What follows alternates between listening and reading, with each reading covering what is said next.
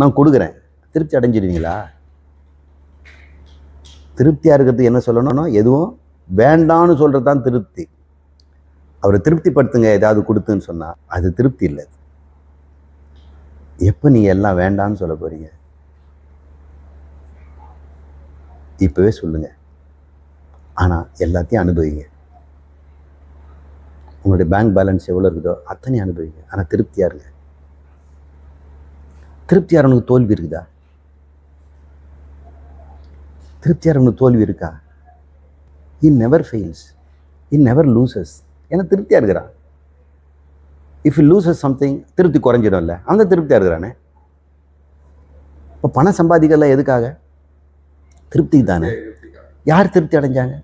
கல்யாணம் கட்டிக்கிட்டவனே எதுக்கு? திருப்தி தானே. திருப்தியாக இல்லையே. சுகத்துக்காக கட்டிக்கிட்டேன்னு. சுகத்தினால் உனக்கு என்ன கிடைக்குது? திருப்தி தான் கிடைக்குது. ஸோ அல்டிமேட்டாக all desires end only in fulfilment, satiation, இது இன்னர் பீஸ், இது inner tranquillity.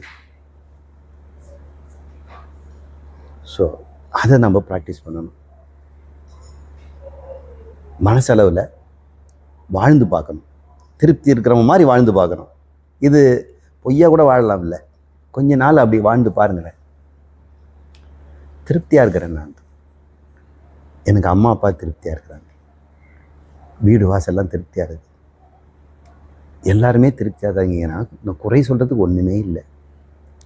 I don't want to complaint. Okay, எல்லாம் அப்படி தான் இருக்கும். வெயில் காலம் வந்துடுச்சா ஐ கேனாட் கம்ப்ளைண்ட். மழை காலம் வந்துடுச்சா what is use of complaining? அது யார் மாற்ற முடியும்? மனைவியை மாற்ற முடியுமா? மக்களை மாற்ற முடியும்? உறவை மாற்ற முடியுமா? கம்ப்ளைண்ட் பண்ணுறதுல ஒரு யூஸும் இல்லை. அவங்கள சம்பளமாக கம்ப்ளைண்ட் பண்ணுறாங்க நம்மளை. ஸோ ஃபஸ்ட்டு கம்ப்ளைண்ட் பண்ணுறது நிறுத்துவோம். அந்த மனம் ப்ராக்டிக்கலாக நாளையிலேருந்து I won't complaint anybody. Rate அதிகமாகிடுச்சு, பர்ச்சேஸ் சரியாக இல்லை, மக்கள் இது மாதிரி இருக்கிறாங்க, don't complaint. This is how the nature is. I am satisfied. எனக்கு இந்த கலை தெரியும், இந்த வியாபாரம், அதையே நான் செய்கிறேன். இன்னொரு வியாபாரம் எனக்கு வேண்டாம், அதில் போய் புதுசாக கற்றுக்கிட்டு இதெல்லாம் வேண்டாம். இதே திருப்தி. எனக்கு ஒரு நாளைக்கு 2000 ரூபா லாபம் வருது நினச்சிங்க, எனக்கு 300 வந்தாலே போதும். எனக்கு டிஃபன் சாப்பாடு இதுக்கெல்லாம் அது போதும். இப்போ என்னுடைய பட்ஜெட்டை என் ஃபேமிலியோடு சேர்த்து 500 ரூபாய்க்குள்ளே அடக்கிட்டேன்னு வைங்களேன் பெர் டே. அப்போ மீதி இருக்க 2500 ரூபாய் சர்ப்ளஸ் தானே. அப்போ எப்போ நீ போதும்னு மனசை வச்சுட்டியோ அங்கே ஒரு பைசாதி வந்தால் கூட லாபம்தான். அப்போ நீங்கள் வர்றதெல்லாம் போதலைன்னு சொன்னால் எப்போ தான் போதும்? அது இந்த ட்ரிக்கு இன்றைக்கி தெரிஞ்சுக்கிட்டீங்க. ஸோ குறைவில்லாத மனசு, நிறைந்த மனசு, அது பேரானந்தமாக இருக்கணும். எல்லாரையும் லவ் பண்ணும். அதுக்கு முன்னாடி வெறுக்கிறதுக்கு ஒன்றுமே இல்லை. லவ் கண்டிஷன் போடாது. நிறைய பேர் லவ் பண்ணுறது கண்டிஷன் போடுறாங்க. பார்த்துருக்கீங்களா?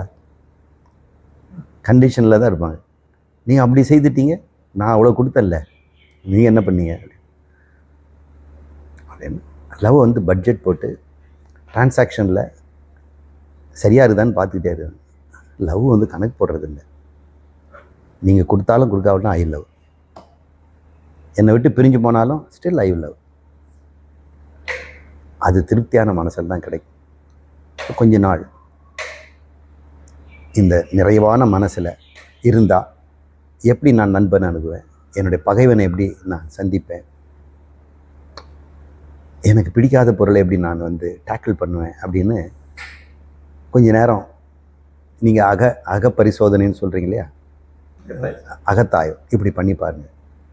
இந்த அகத்தாய்வில் நான் எப்படி இருந்துக்கணும், நீங்கள் எப்படி வாழ போகிறீங்க, அமைதியாகவும் திருப்தியாகவும் வாழ போகிறீங்களா, இல்லை போட்டியும் பொறாமையும் சண்டையும் கும்மா இதில் போயிட்டு நம்ம இருக்க போகிறோமா? என்னைக்கு தான் இந்த வெளியே இருக்கிற இந்த போட்டி குறையும்? போட்டி இல்லாத வாழ்க்கை நிறைவான வாழ்க்கை. ஓகே.